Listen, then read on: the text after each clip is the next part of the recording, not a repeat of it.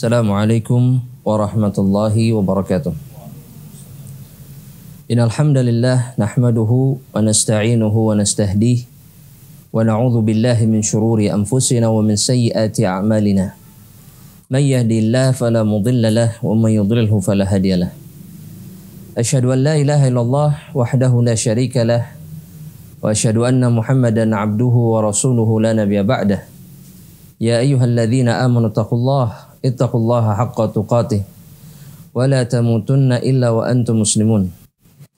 Ya ayyuhan nasu taqu rabbakumul ladzi khalaqakum min nafsin wahidah wa khalaqa minha zawjaha wa batha minhuma rijalan katsiran wa nisaa'a wattaqullaha alladzi tasaaluna bihi wal arham innallaha kana 'alaikum raqiba. Ya ayyuhalladzina amanu taqullaha wa qulu qawlan sadida yuslih lakum a'malakum wa yaghfir lakum dhunubakum wa may yuti'illaha wa rasulahu faqad faza fawzan 'azima. Amma ba'd, ahibati fillah wa ikhwani fid din, a'azzani Allah wa iyyakum. Masih berbicara tentang cara-cara bagaimana kita mampu mengagungkan ilmu yang diturunkan oleh Allah Subhanahu wa taala kepada nabinya Muhammad sallallahu alaihi wasallam. Seorang mukmin, seorang muslim yang mengharapkan keridhaan Allah Subhanahu wa taala akan menjadikan seluruh perkara yang berharga di hadapan Allah Subhanahu wa taala,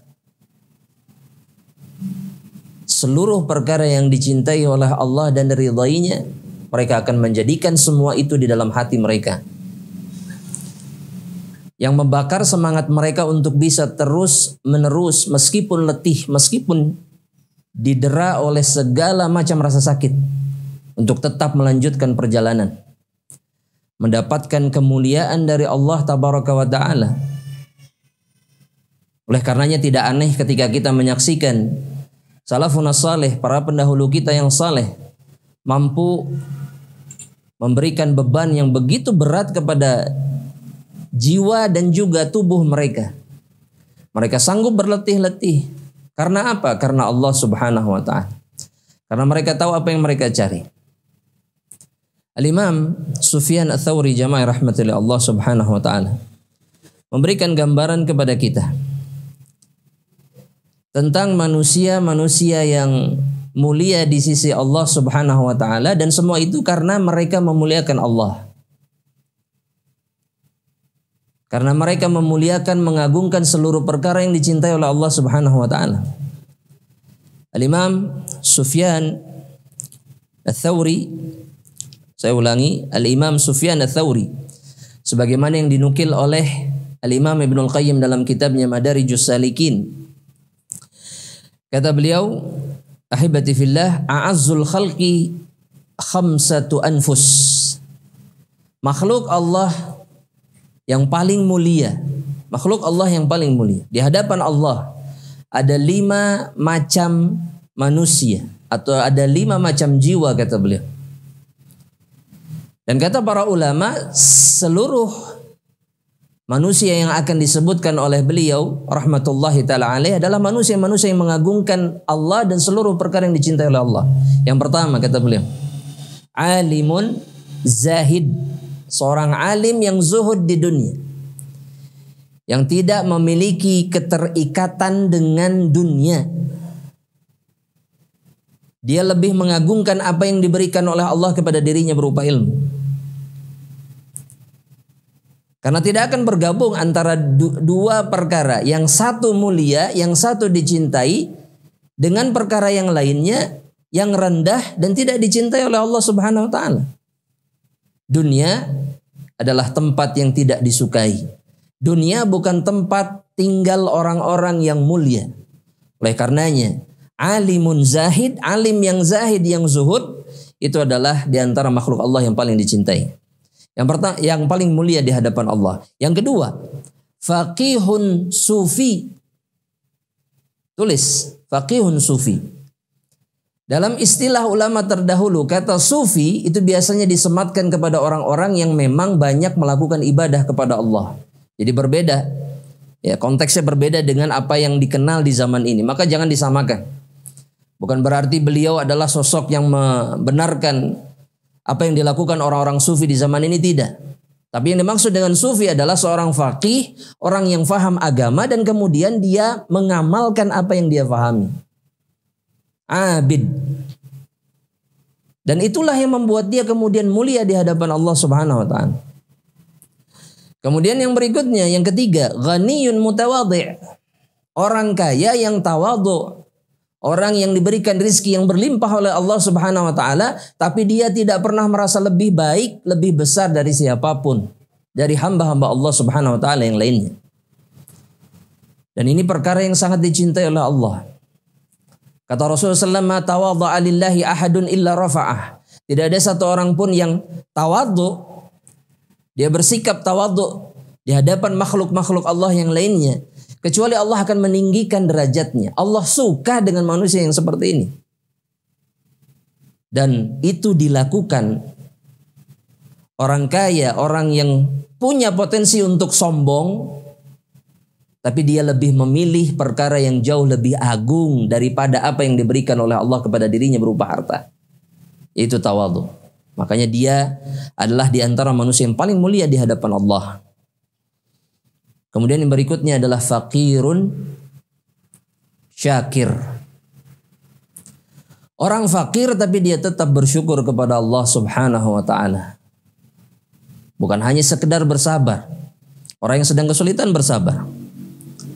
Yang lebih kuat, perkara yang lebih besar kemungkinannya dia lakukan adalah as-sabar. Tapi ketika dia mampu bersyukur kepada Allah Subhanahu wa taala, berarti dia betul-betul mengagungkan Rabb-nya yang menguji dirinya dengan kesulitan, dengan kesusahan, dengan kekurangan. Tapi dia tetap bersyukur kepada Allah. Ingat jamaah rahmatillah Allah, orang-orang yang bersyukur kepada Allah adalah orang-orang yang diridhai oleh Allah Subhanahu wa taala. Dalam Al-Qur'an Allah menyatakan itu. Jika dia bersyukur yardahu lakum, Allah Subhanahu wa taala akan ridha kepada kalian. Jika bersyukur Allah ridha kepada kalian. Fakir yang seperti ini yang tahu bagaimana caranya mengagungkan Allah Subhanahu wa taala sehingga dia menjadi manusia yang mulia di hadapan Allah. Yang terakhir kata Imam Sufyan Ats-Tsauri, syarifun sunni. Syarifun sunni. Orang syarif yang dimaksud adalah keturunan Rasulullah SAW yang pada zaman dahulu lebih dikenal dengan syarif.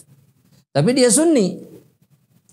Artinya dia tetap berpegang teguh kepada jalan yang ditinggalkan oleh kakek mereka yaitu Rasulullah SAW. Karena ketika seseorang menjadi atau memiliki darah keturunan Rasulullah SAW, setiap hamba Allah yang beriman wajib memuliakan mereka. Itu agama. Itu akidah Ahlussunnah wal Jamaah. Dan ketika kemudian bergabung dengan ittiba'us sunnah, disatukan dengan ittiba'us sunnah, maka kedudukan mereka di hadapan Allah menjadi sangat mulia. Jamaah rahmatullah Allah Subhanahu wa taala. Oleh karena seseorang yang tahu apa yang dia kejar, tahu apa yang dia kejar, kemuliaan seperti apa yang akan dia raih, maka dia tidak akan pernah berhenti untuk melakukan atau melangkahkan kakinya untuk tetap berikhtiar mencari kemuliaan tersebut. Ahibati fillah azanillahu wa iyyakum. Itu sebabnya kenapa Syekh Shalih Al-Utsaimin kemudian mengumpulkan cara-cara atau langkah-langkah yang beliau lihat berdasarkan dalil, berdasarkan Al-Quran dan Sunnah dan kemudian perkataan para ulama sebagai perkara yang bisa membuat seseorang mengagungkan kemuliaan yang Allah berikan di dalam ilmu yang Allah turunkan kepada Nabi-Nya Muhammad sallallahu alaihi wasallam. Di pertemuan sebelumnya kita berhenti pada perkara yang keenam, al-ma'qidus sadis, cara yang keenam. Taqdimul aham fal muhim. Di antara wasilah atau cara yang bisa membuat seseorang mengagungkan ilmu adalah ketika dia mendahulukan yang terpenting. Ya, yang terpenting, baru melangkah kepada ilmu atau tahapan yang berikutnya dalam talabul ilmi. Di dalam pertemuan sebelumnya kita sebutkan perkataan salah satu syekh di antara masyayikh, Syekh Shalih Al-Utsaimin. Syekh Saleh memiliki guru kurang lebih 1.000 orang. Beliau seperti ulama terdahulu. Tidak hanya belajar dari satu guru tapi dari ribuan. Beliau memiliki julukan musnid. Musnid artinya beliau adalah ahlul hadis yang mendapatkan ratusan bahkan mungkin ribuan sanad dari para ulama. Guru beliau yang bernama Muhammad Ibnu Mani' rahmatullahi taala dalam kitab beliau Irsyadut Tullab. Kata beliau rahimahullah, la yanbaghi lil fadil an yatruka ilman minal ulumin nafi'ah. Orang yang mulia itu tidak pantas bagi dirinya untuk meninggalkan satu ilmu di antara ilmu-ilmu yang bermanfaat yang ada di dalam syariat ini. Allati tu'inu ala fahmil kitab wa sunnah, yang membantu seseorang untuk bisa memahami Alkitab yakni Al-Quran dan kemudian sunnah Nabi Muhammad sallallahu alaihi wasallam.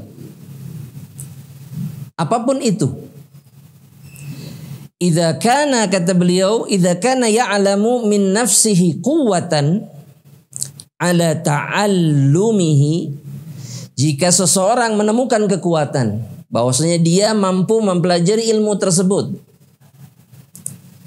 wala yasughu lahu an ya'ibal ilma alladhi yajhaluhu wa yuzriya bi'alimihi, maka semestinya ketika seseorang mampu untuk mempelajari satu ilmu, dia harus memiliki sifat yakni tidak pernah mencela, tidak pernah menganggap rendah ilmu-ilmu yang belum dia ketahui, yang harus dia lakukan, dia pelajari. Ataupun dia mencela atau melecehkan alim ilmu tersebut, orang yang alim dengan ilmu tersebut, selama ilmu itu membantu seseorang untuk memahami Alkitab dan sunnah Nabi Muhammad sallallahu alaihi wasallam.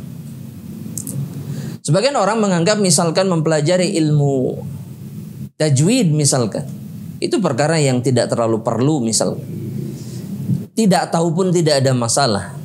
Padahal tajwid membantu seseorang sempurna di dalam qiraatul Quran, sehingga dia berhak mendapatkan pahala yang sempurna dari Allah Subhanahu wa taala, dan seterusnya. Kata beliau, yakni kata Syekh Muhammad Ibnu Mani rahimahullah, fa inna hadza naqsun wa radilah. Ketika seseorang mencela sebuah ilmu, mencela alimnya, gurunya, maka ini adalah kekurangan dan kehinaan yang ada pada diri orang tersebut. Kemudian beliau mengatakan, fal aqil, orang yang berakal, yanbaghi lahu an yatakallama bi ilmin, orang yang berakal itu semestinya berbicara dengan ilmu, au yaskuta bi hilmin, atau dia diam dengan penuh kebijaksanaan dan kewibawaan. Itu pilihannya bagi orang yang berakal. Jika dia tahu, dia berbicara di atas ilmu. Jika tidak, maka dia diam sebagai bentuk kebijaksanaannya. Karena orang yang bijak, orang yang berakal adalah orang yang diam ketika dia tidak tahu. Makanya di dalam Islam, qaulu wallahu a'lam nisful ilm. Perkataan wallahu a'lam adalah setengah dari ilmu. Ada kisah yang menarik jamaah rahmatullah Allah. Syekh Muhammad Mukhtar Asy-Syinkiti, beliau pernah menjadi dosen di Jami'ah Islamiyah Madinah. Murid-muridnya ketika tidak bisa menjawab pertanyaan selalu menuliskan tulisan wallahu a'lam. Maka karena sebab itu Syekh selalu memberikan setengah dari nilai yang sempurna kepada murid-muridnya. Namun ini dilaporkan kepada Syekh Abdul Aziz bin Baz rahmatullahi ta'ala alaih, yang pada saat itu menjadi rektor. Dan Syekh Abdul Aziz adalah murid dari Syekh Muhammad Amin Mukhtar Asy-Syinkiti. Maka jawaban Syekh Asy-Syinkiti, beliau mengatakan, alaysa qawlu wallah wa a'lam nisfal ilm? Bukankah perkataan wallahu a'lam itu setengah dari ilmu? Maka saya wajib memberikan nilai kepada orang-orang yang mau mengamalkan perkara tersebut. Ya, tapi bubar jamaah rahmatullah Allah kalau seluruh dosen dan guru mengamalkan perkara tersebut. Tapi lihat bagaimana seorang alim mengamalkan ilmunya. Jamaah rahmatullah. Kata beliau, kata Syekh Muhammad ibn Mani, wa illa dakhala tahta qaulil qail. Orang-orang yang seperti itu masuk ke dalam perkataan seorang penyair. Jadi ada sebuah syair yang disebutkan oleh seorang penyair. Kata penyair tersebut, atani anna sahlan dhamma jahlan uluman laysa ya'rifuhunna sahlu. Datang berita bahwasanya Sahl, yakni seorang lelaki, dia mencela ilmu yang dia tidak pernah mengetahuinya. Dia tidak tahu, tapi dia sudah cela terlebih dahulu. Uluman law qaraha ma qalaha. Padahal ilmu-ilmu tersebut, jika dia baca, jika dia pelajari, maka niscaya dia tidak akan pernah meninggalkannya. Lakinnar ridha bil jahli sahlu. Tapi memang merasa ridha, merasa puas dengan kejahilan itu jauh lebih mudah daripada mempelajari sebuah ilmu. Ya, jamaah rahmatullah. Ketika kita tidak tahu, maka itu jauh lebih mudah. Kita lebih ridha. Ketika kita tidak tahu sesuatu, kita lebih santai, tenang, gak ada masalah. Padahal jika kita tahu apa yang terkandung dalam ilmu, sebuah ilmu, maka niscaya kita tidak akan meninggalkannya dan kita akan merasakan kenikmatan yang begitu luar biasa. Intaha kalamuhum. Kata Syekh Saleh, selesai perkataan gurunya Al-Imam Muhammad Ibn Mani rahimahullah ta'ala alaih. Kemudian Syekh Saleh mengatakan, innama tanfa'u ri'ayati fununil ilm bi'timadi aslin. Seseorang akan sanggup mempelajari ilmu dengan mendahulukan yang terpenting dan begitu seterusnya. Kemudian yang selanjutnya. Bi'itimadil aslain, dengan berpegang kepada dua pokok yang paling penting dalam masalah tersebut. Yang pertama, ahaduhuma, kata beliau, wa ahadihima taqdim al-ahammi fal muhim mimma yaftaqiru ilaihi al-muta'allim fil qiyam biwadha'ifil ubudiyyati lillah. Mendahulukan yang terpenting yang sangat dibutuhkan oleh seorang talibul ilmi di dalam menjalankan ibadah kepada Allah Subhanahu wa taala. Yang terpenting apa jamaah rahmatullah? Akidah. Betul tidak? Akidah. Setelah akidah apa? Setelah akidah ibadah. Oh, adab. Setelah akidah adab, bukan ibadah. Mana yang benar, jemaah? Ilmu yang betul-betul menunjang ibadah seorang hamba Allah Subhanahu wa taala. Akidah. Kemudian setelah akidah apa? Oh, wallahu alam. Masyaallah. Setengah ilmu selesai berarti masalahnya. Langsung diamalkan. Masya Allah. Ya. Kata para ulama, setelah akidah, ketika berbicara tentang ibadah, maka setelahnya adalah fikih. Karena dengan al-fiqhu fid din, seseorang memahami bagaimana caranya, teknis ibadah kepada Allah Subhanahu wa taala. Oleh karenanya kenapa Al-Imam Syafi'i misalkan sangat jatuh hati kepada ilmu fikih. Karena beliau menganggap mendudukkan ilmu fikih sebagai perkara yang bisa menguatkan ubudiyah seseorang kepada Allah Subhanahu wa taala. Membuat seseorang menjadi faham akan agamanya. Ini yang pertama. Yang kedua, pokok yang kedua, kata Syekh, an yakuna qasduhu fi awwali talabihi, tujuannya, ya tujuan seseorang ketika menuntut ilmu di awal perjalanan talabul ilmi adalah tahsila mukhtasarin fi kulli fan. Bagaimana dia bisa mempelajari mukhtasar. Mukhtasar itu artinya ringkasan setiap ilmu yang akan dia pelajari. Jadi diawali dengan mukhtasar, dengan ringkasan. Perkara yang paling ringkas di dalam ilmu tersebut, itu yang diawali. Atau itu memulai dengan itu.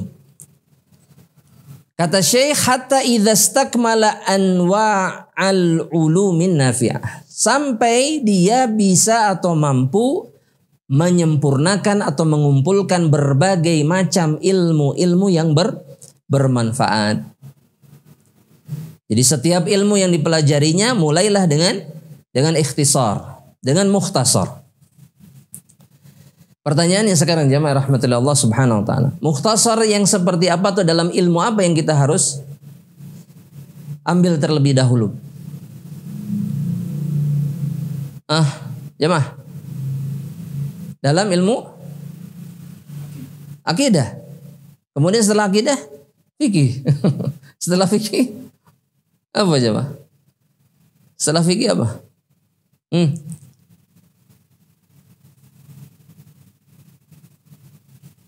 Maka dengar apa kata Al-Imam Ibnu Qudamah Al-Maqdisi. Nasihat beliau kepada setiap mubtadi, dalam setiap penuntut ilmu yang baru saja memulai perjalanan menuntut ilmunya. Sebagaimana yang beliau sebutkan dalam kitab beliau Mukhtasar Minhajul Qasidin. Kata beliau, ibtadi bi kitabillahi azza wa jalla. Mulailah dengan kitabullah. Yang maksud atau yang dimaksud oleh beliau adalah ini umdah, ini pokoknya, yang jadikan pegangan, sumber. Ibtadi bi kitabillah. Mulailah dengan kitabullah. Tsumma bi sunnati rasulihi, kemudian dengan sunnah Rasulnya Muhammad sallallahu alaihi wasallam. Tsumma bi ulumil Quran, kemudian dengan ilmu-ilmu Al-Quran. Minat tafsir, seperti tafsir. Wa min nasikh wa mansukh, kemudian ilmu yang mempelajari ayat yang dihapus oleh Allah subhanahu wa ta'ala, yang digantikan dengan ayat yang lain. Wa muhkamin wa mutasyabih, kemudian ayat-ayat yang muhkam. Ilmu Quran yang mempelajari ayat-ayat yang muhkam, artinya yang tidak membutuhkan takwil atau penafsiran. Wa mutasyabih, ataupun yang membutuhkan penafsiran. Jadi tidak bisa difahami langsung dengan konteks ayatnya. Ila ghairi dzalik, ataupun ilmu-ilmu yang selain itu. Wa kadzalika fis sunnah, begitu juga dalam mempelajari sunnah. Pelajari seluruh ilmu yang berkaitan dengan sunnah Nabi. Contohnya apa? Yang paling gampang.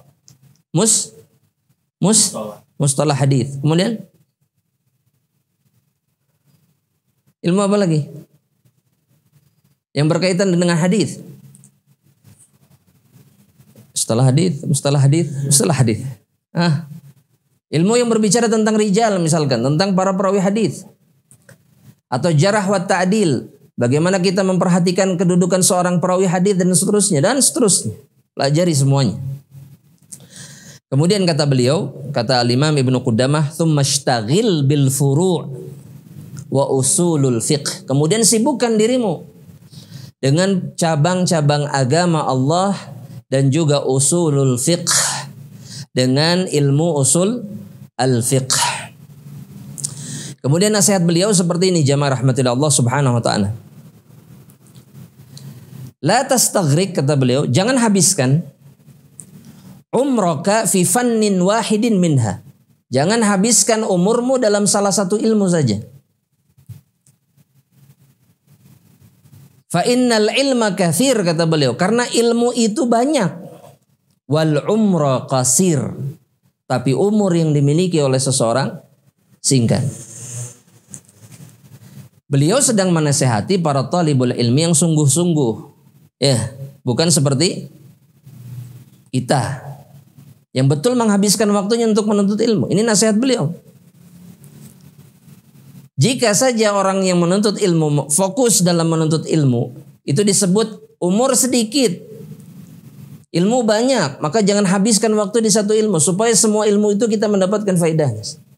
Agar sempurna pemahaman kita terhadap kitabullah, terhadap sunnah Rasulullah SAW. Bagaimana dengan kita jamaah rahmatillah Allah? Maka terimalah nasihat ini dari Al-Imam Ibnu Qudamah Al-Maqdisi. Agar kita tidak hanya fokus misalkan Di pelajaran Durusul Lughah saja misalkan. Nggak habis-habis, Anda ketemu banyak orang nggak habis-habis. Durusul Lughah jilid 1 sampai 4 nggak selesai-selesai. Kapan akan mempelajari tafsir? Kapan akan mempelajari ilmu fikih? Jamaah rahmatillah Allah subhanahu wa ta'ala. Asy-Syaikh Shalih Al-Utsaimin kemudian mengatakan,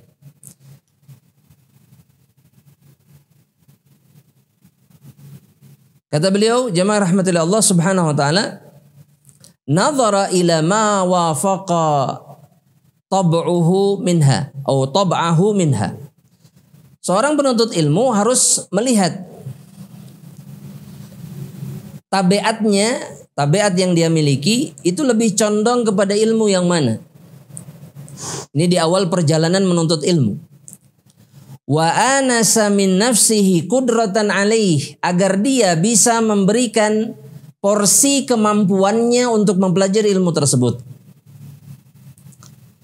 Fatabahhara fihi, agar dia bisa menyelami ilmu tersebut. Sawa'an kana fannan wahidan aw akthar. Baik dia mempelajari satu ilmu saja ataupun lebih dari satu ilmu. Tapi nasihat beliau kepada para penuntut ilmu di awal perjalanan, pelajari satu ilmu yang disukai oleh dirinya. Seperti lebih condong kepada ilmu A, maka perbanyak ta'allum di ilmu tersebut. Beliau kemudian berdalil, kalau boleh dikatakan, mengambil syahid dari syair orang-orang Syingkit, orang-orang Mauritania, ulama-ulama Mauritania. Kata mereka, yakni ulama Mauritania ini adalah ulama-ulama yang kibar, ya, ilmu mereka begitu luar biasa, dan mereka dikenal sebagai bangsa penghafal, ya, bangsa penghafal. Jadi di kalangan mereka tidak hafal Quran adalah aib, karena mayoritas dari mereka hafal Quran. Bahkan para pencuri, para perampoknya hafal Quran. Karena mereka dibesarkan di dalam rumah yang semuanya penghafal. Ayah mereka penghafal, ibu mereka penghafal, kakak beradik mereka penghafal. Quran. Di usia 7-8 tahun mayoritas dari mereka hafal Al-Quran. Ya. Maka perhatikan apa kata mereka. Inturid tahsila fannin tammimhu. Jika engkau ingin mendapatkan atau menguasai satu ilmu, maka sempurnakan belajarmu padanya.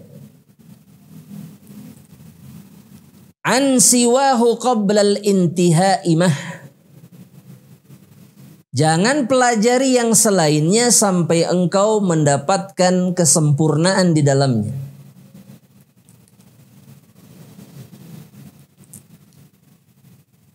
Wa fi taradufil ulum, kata mereka, karena ketika seseorang mempelajari ilmu bersamaan, al-man'uja, maka dia tidak akan mendapatkan keduanya.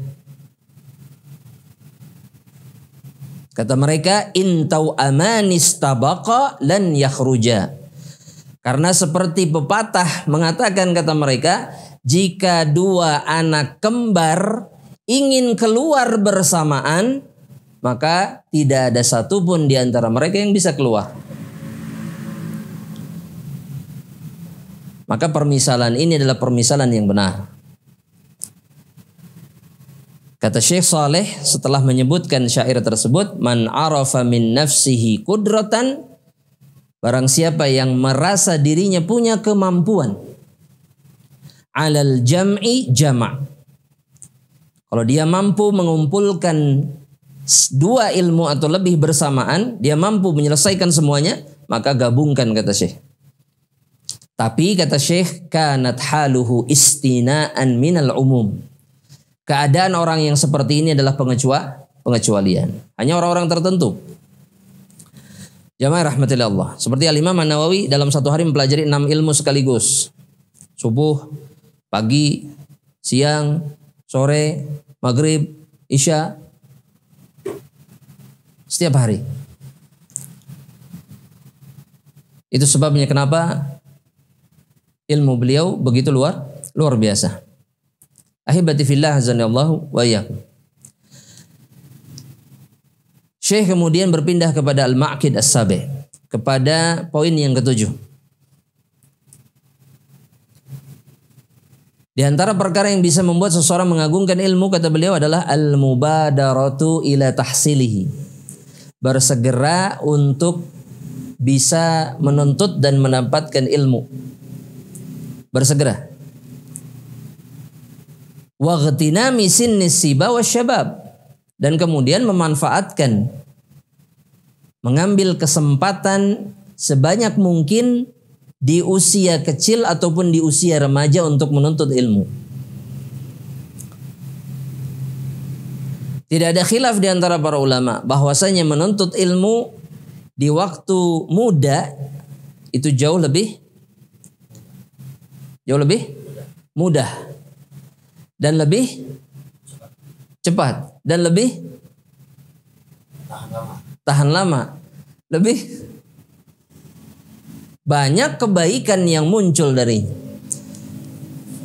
Karena dia mampu mendapatkan banyak ilmu dan kemudian dia punya kesempatan untuk waktu yang panjang untuk mengumpulkan dan kemudian mengamalkan ilmu yang dia pelajari. Makanya kata Imam Ahmad, dan ini disebutkan oleh Syekh Saleh, kata Imam Ahmad, "Ma syabbahtu syabab illa bi syai'in kana fi kummi fasaqat." Ini permisalan dari Imam Ahmad yang menggambarkan kepada kita betapa pentingnya waktu muda, namun dia adalah masa yang cepat hilang.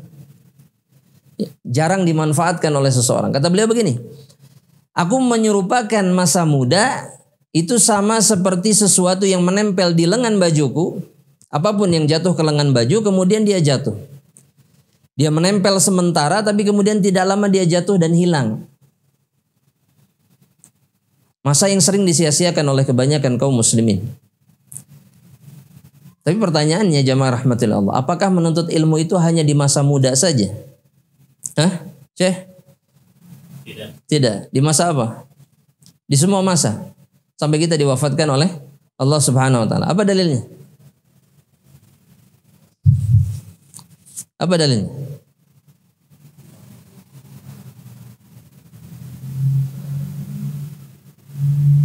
Jamaah.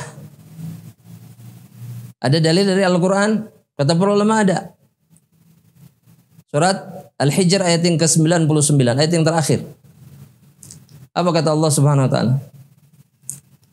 Al-Hijr ayat yang ke-99. Wa'bud rabbaka hatta ya'tiyakal yakin. Apa artinya?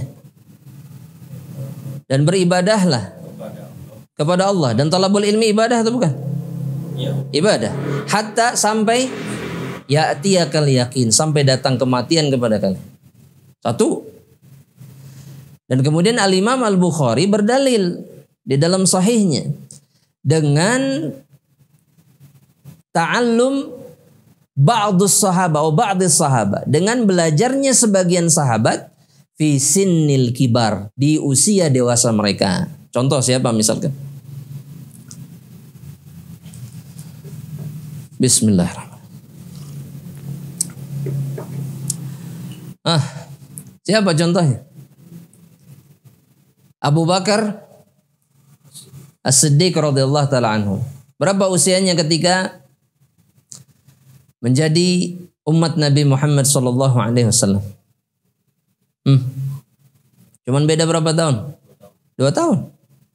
Nabi Muhammad SAW 40, beliau 38. Dan kata para ulama, huwa a'lamun nas ba'dan Nabi sallallahu alaihi wasallam.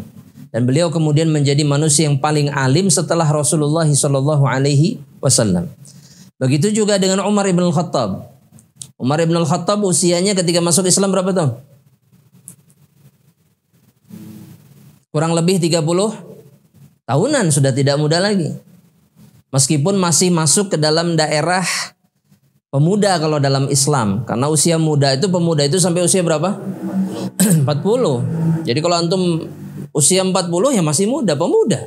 Disebutnya syabab. Iya, pantas ya begerdoi gitunya, Masya Allah. Ya, kalau masih muda. Ya. Betul. Tapi usianya sudah tidak muda lagi. Sudah lewat masa di mana seseorang lebih mudah mengingat sesuatu dan menangkap sesuatu.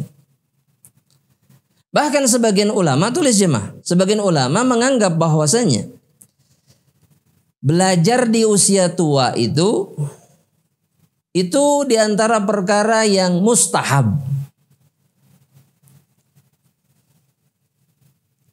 Seperti Al-Imam As-Suyuti mengatakan dalam kitab Tadribur Rawi, kata beliau begini. Qala jama'atun min ulama. Berkata sebagian ulama, sekelompok ulama. Yustahabbu. Dianjurkan atau merupakan perkara yang mustahab. An yabtadi'a bisima'il hadith ba'da 30 sanah. Seseorang itu mendengarkan hadith, artinya melakukan sima', riwayat-riwayat hadith itu setelah usia 30. Anjurannya justru setelah usia 30 dalam pandangan sebagian ulama. Atau misalkan seperti yang dikatakan oleh Al-Imam jamaah rahmatullah Allah subhanahu wa ta'ala Al-Bukhari. Al-Imam Al-Bukhari. Al-Imam Al-Bukhari ketika mengomentari perkataan Umar bin Khattab. Umar bin Khattab pernah berkata seperti ini, tulis. Tafaqqahu, kata beliau. Tafaqqahu, apa artinya? Tafaqqahu, belajarlah. Fahami agama kalian. Qabla an tusawwadu. Qabla an tusawwadu. Sebelum kalian menjadi pemimpin. Artinya sebelum kalian memasuki usia dewasa di mana kalian umumnya menjadi pemimpin, baik pemimpin keluarga, pemimpin umat dan seterusnya. Nah, Al-Imam Bukhari mengatakan seperti ini kemudian. Wa ba'da an tusawwadu. Ditambahi lagi oleh Imam Al-Bukhari. Jadi bukan hanya sebelum kalian menjadi pemimpin, tapi setelah kalian menjadi pemimpin, kata Imam Al-Bukhari. Beliau berdalil seperti ini.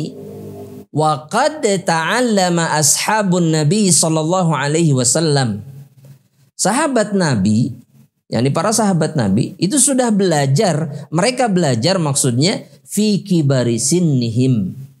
Kebanyakan dari mereka belajar ketika usia mereka sudah dewasa. Meskipun sebagian itu anak-anak muda, usia belasan tahun. Tapi kebanyakan sahabat Rasulullah usianya itu usia dewasa. Tapi mereka tetaplah belajar. Contoh, ulama yang belajar setelah usia mereka. Jadi mereka menjadi ulama di usia senja mereka. Contohnya siapa?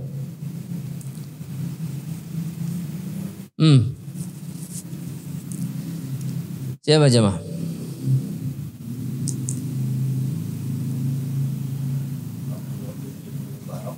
Abdullah bin Mubarak. Abdullah bin Mubarak dari kecil. Iya. Ibnu Hazm. Ahsanta. Ibnu Hazm itu belajar di usia berapa?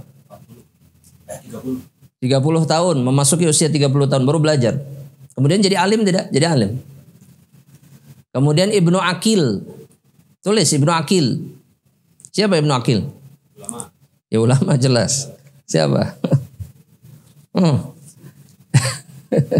Beliau di antara ulama bahasa Arab. Salah satunya beliau adalah ulama di bidang bahasa Arab.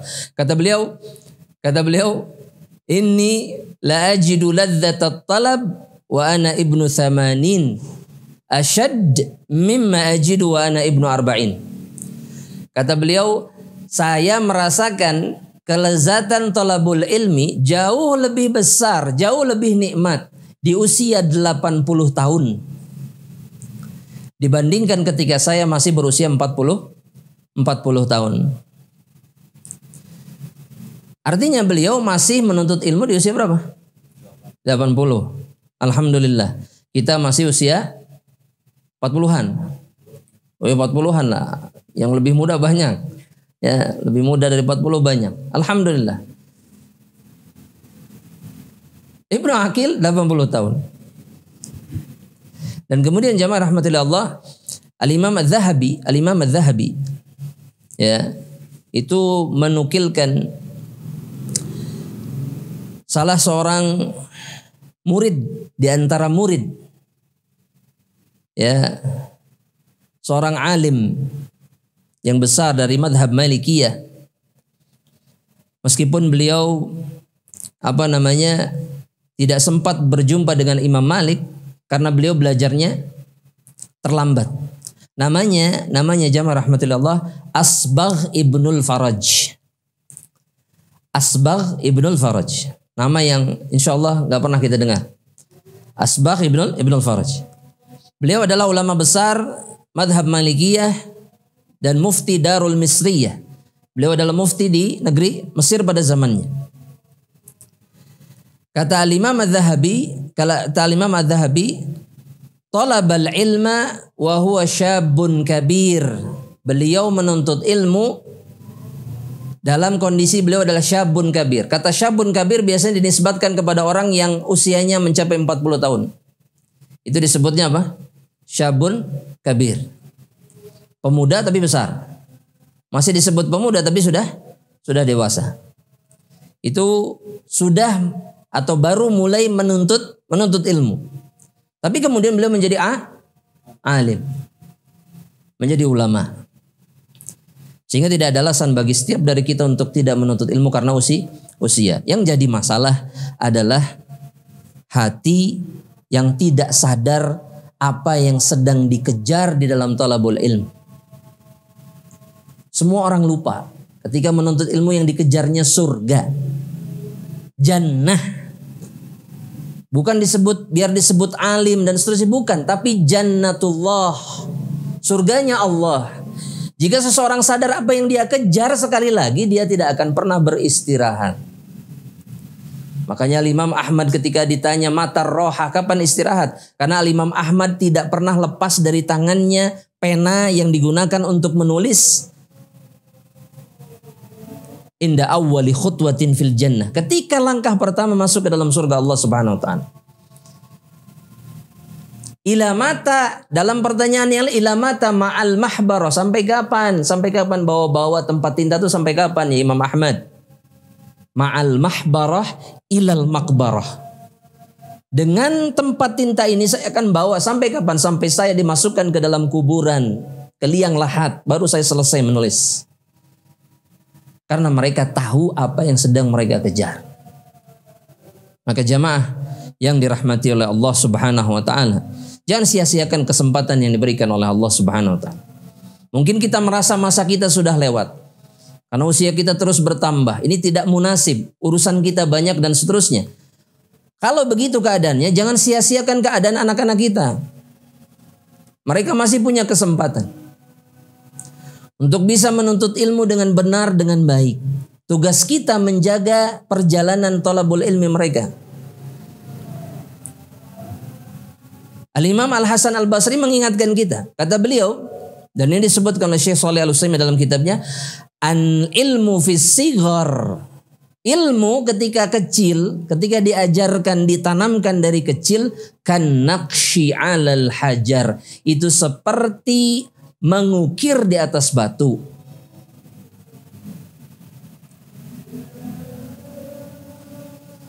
Maka banyak orang yang kemudian jamaah rahmatillah menyia-nyiakan kesempatan ini. Padahal ini kesempatan yang paling berharga yang dimiliki oleh anak-anak kita.